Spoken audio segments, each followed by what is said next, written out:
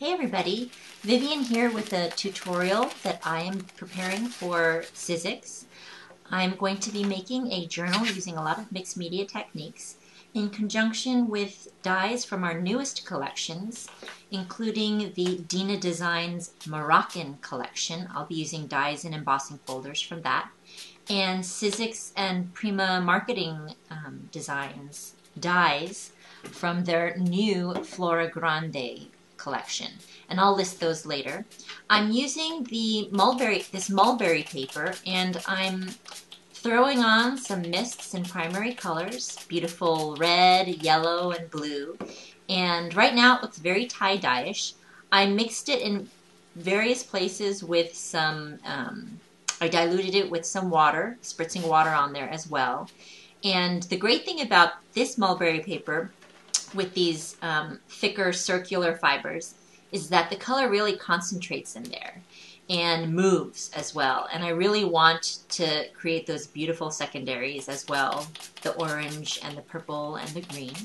And even though it looks very intense right now, it is going to dry a little bit less intense, less saturated.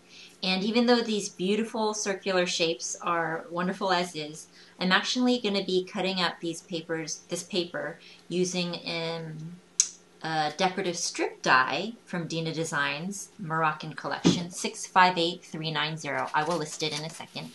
And I'm going to cut apart this paper to create some beautiful, colorful patterns. And these circular shapes will end up just being texture and wonderful curvaceous areas of color.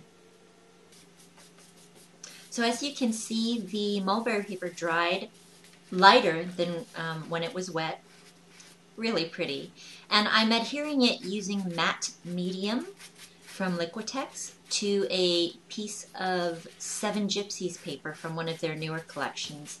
It's got some pretty typography on there and like marriage certificates and that type of thing. I really like matte medium because when it dries, it adheres this type of paper nicely. And when it dries, it still has a very absorbent feeling to it and can take media if you decide to add more media later. I pushed out any air bubbles to make sure I had a good adhesion between the mulberry paper and the 7 Gypsies paper. And once that dried, I just used the tip of my spray bottle dispenser as a paintbrush to accentuate some of those thicker fibers. So that's it for preparing our paper. Once that's dry, I sent it through my Big Shot machine, my beloved Big Shot machine, with the decorative strip die from Dena Designs Moroccan collection. That's 658390. And I just wanted to show you what was left over. Those little pieces, I'm just going to use every single bit of that lovely paper. Little scraps here and there on different projects, so none of it will go to waste and all of that effort will pay off. Here's the decorative strip die. Just in case you're unfamiliar, I wanted to show you how it goes through the machine. This is a manual die cutting machine. I put down that extended spacer platform. It has matching acrylic plates, so after the platform I put an acrylic plate. Then I put my die and I lay my strip of custom paper on top, and then another acrylic plate on top of that. So I sandwiched the die and paper combination in between the acrylic plates, set that on top of the extended spacer platform, and then send it through my Big Shot. There, just in case you haven't noticed, we have new Big Shot machines that are a beautiful light aqua color that have just become available. And some new tools to go with the new Sizzix Big Shot that you'll definitely want to check out and go to the website to explore further. So here's the die cut, very pretty, ornate. It has tiny little holes all along that decorative edge, and I just used the tip of my scissor to poke out those tiny little holes. I also wet the paper again just because sending it through the die cut machine sort of flattened out all the lovely ridges from the thicker fibers in there, and just spritzing it with some water helped puff that up back again. So I did that and then just dried it a little with my heat tool. So here are all my pretty pieces. They have a beautiful sort of watercolor effect, but those thicker fibers end up adding like a really cool texture and organic feeling. These are the antique handles from Dena Designs Sizzix collection, Moroccan, and it's a Bigz die, and you guys know how much I love my Bigz dies, and it comes with a embossing folder. So I cut that with a nice thick piece of white cardstock. This is another newer die from Sizzix and Prima marketing called Arbor, and you get wonderful leaf shapes, a whole bunch of leaf shapes out of that, and that's also a Bigz die. And this is another die from Sizzix and Prima marketing called Gulian.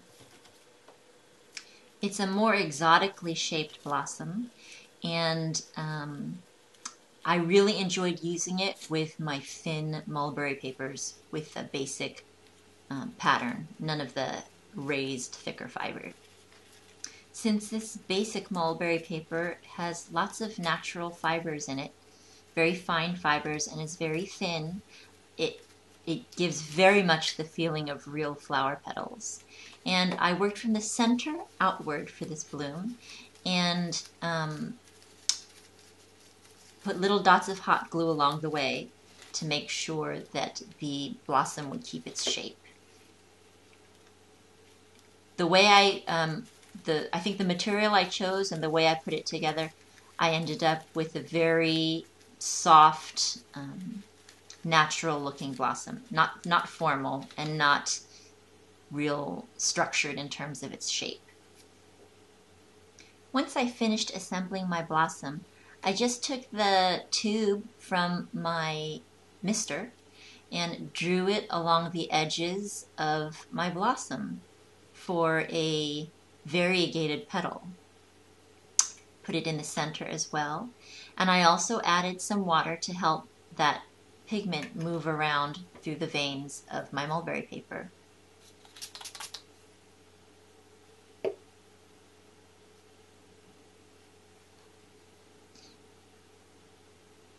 See how the water just helps it move? It becomes very much like watercolor.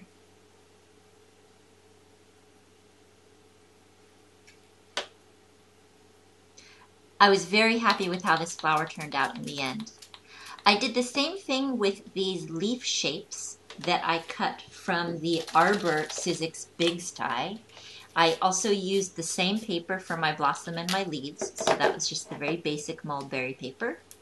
And on my craft mat, I misted with some yellow and added a little blue to create some greens. I scrunched them up as well to get those colors to really meld. And when it's wet on top of the mat, you can't really see, but it ends up being really pretty color. This is that beautiful handle piece that I cut using the Antique Handles Bigz die, and also used the matching dry embossing folder on that one. And off screen, I actually brushed on some gesso, some white gesso, in a really haphazard fashion, just to play with how the surface accepts media. The places that are gessoed will be a little bit lighter than the places that are not gessoed. And once again, I'm keeping everything fluid, so I'm mixing the blue and the red to create purples in some areas.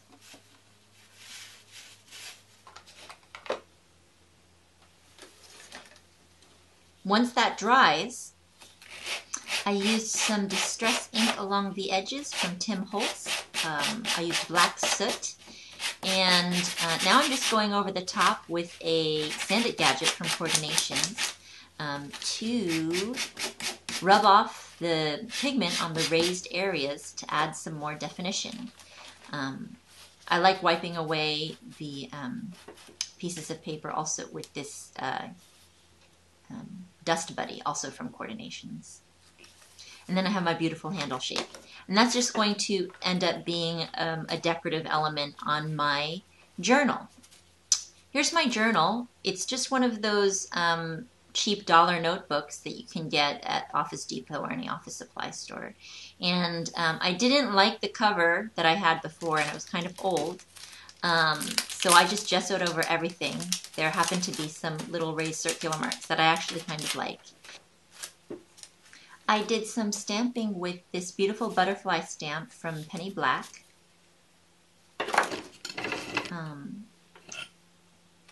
I used that in conjunction with the solvent-based black ink because I just wanted to make sure it was permanent, and I wasn't quite sure if I was going to add more media after that. I also inked up a woodblock stamp from Hampton Art and repeat stamped it all over the place just to add a little bit of extra texture and interest to those white spaces.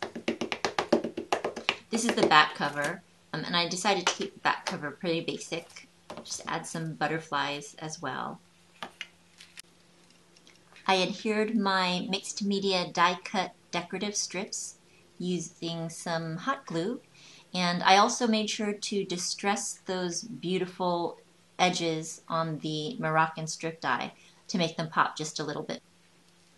I decided to add in my hot glue effects that I so dearly love, just to add that extra punch of an organic feeling that I really love in all my mixed media projects.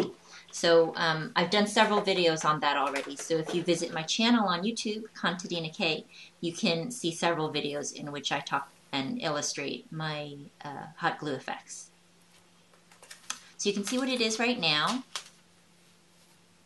I added some white seam binding from Really Reasonable Ribbon, and I adhered that antique handle shape towards the top, and my sort of watercolor effect Gulian blossom.